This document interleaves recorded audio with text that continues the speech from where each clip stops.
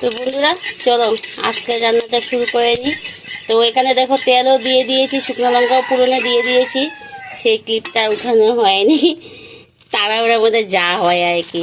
এদিকে আগুন ধরিয়ে দিয়েছি না, তেলটা পুড়ে যাচ্ছে, ঝটপট করে ক্লিপ উঠানো হয়নি। তো তেল গরম হয়ে গেছে, তেল গরমে শুকনো লঙ্কা পুরন দিয়ে দিলাম, বেশ কিছুটা রসুন থেতো করে পুরন দিয়ে দিলাম।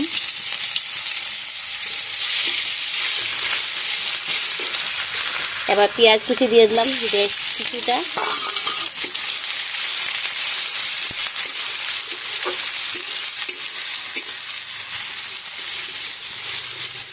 তো এগুলো আমি লাল লাল করে ভেজে নিই।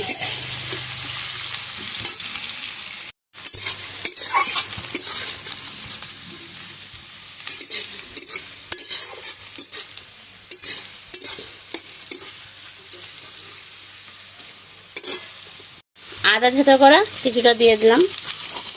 এখানে লাউয়ের ডোগাগুলো আছে দেখো, আলাদা করে পাতা ডোগা আলাদা করে নিয়েছি।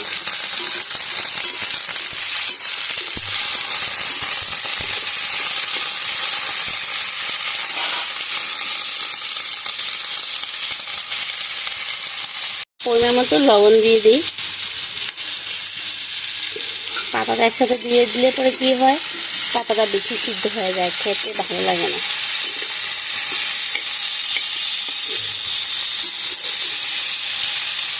আর বেশি সিদ্ধ হলে না পাতার কালারটাও কিন্তু চেঞ্জ হয়ে যায়, তো শাকের যে একটা কালার থাকে সেটাও চেঞ্জ হয়ে যায়।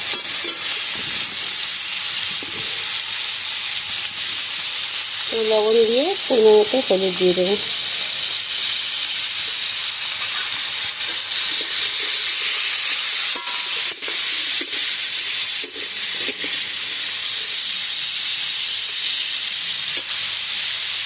মোটামুটি ভাজাভাজি হয়ে গেছে।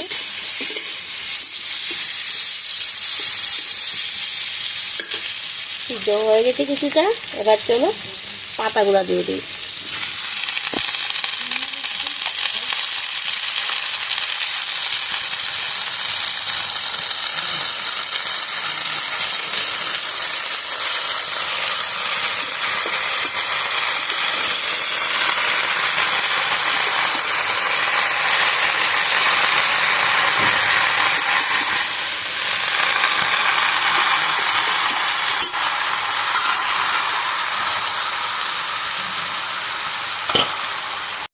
এবার এটা ঢাকা দিয়ে দিই, উল্টে পাল্টে দিই শাকটা।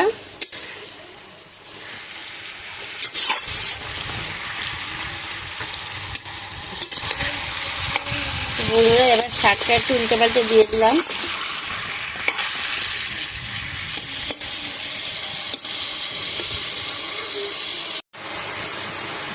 অল্প একটু চিনি দিয়ে দিই।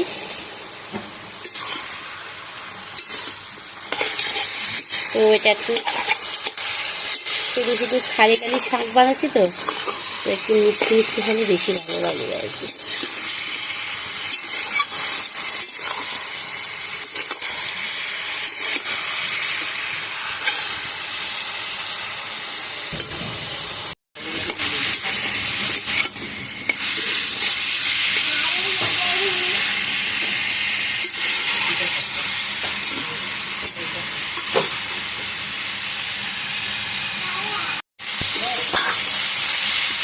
শাকটা আমার এরকম করে বানিয়েছি আমি, শুকনো শুকনো করে।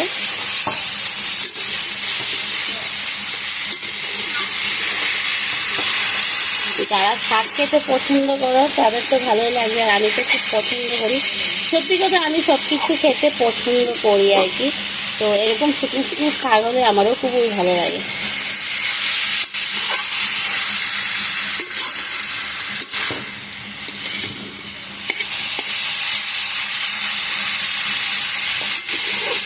তো রান্নাটা আমার কমপ্লিট হয়ে গেছে।